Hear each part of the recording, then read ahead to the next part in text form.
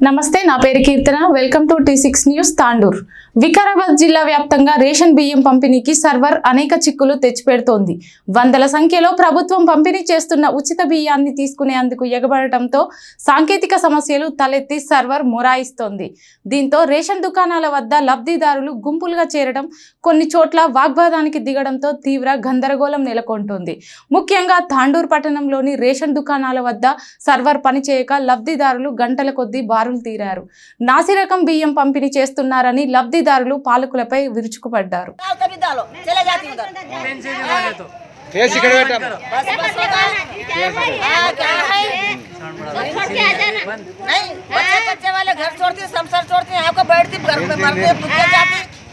दाल न रहे तो दालों ने बंद करो।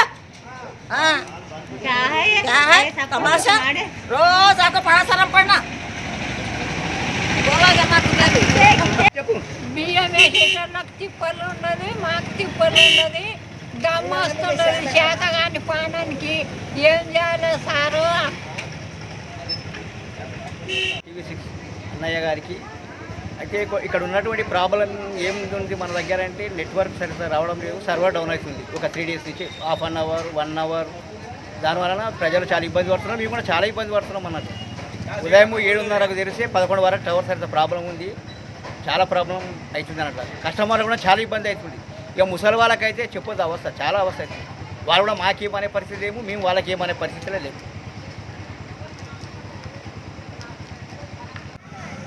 ప్రజలందరూ చాలా ఇక్కట్లు పడుతున్నారు. దయచేసి ప్రభుత్వం దృష్టికి మేము తెలపడం అవుతున్నది. ఇక్కడ తమ్ము పని చేయకొచ్చింది, మిషన్ పని చేయకొచ్చింది.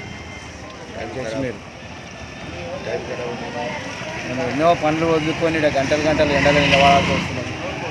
దయచేసి మీరు అన్ని ప్రాంతాలన్నీ తిరిగి మీరు అన్నీ సక్రమంగా జరుగుటకు డీలర్లు కూడా వాళ్ళ చేతిలో కూడా ఏం లేదు కాబట్టి వాళ్ళు కూడా ఏం చేయగలుగుతారు.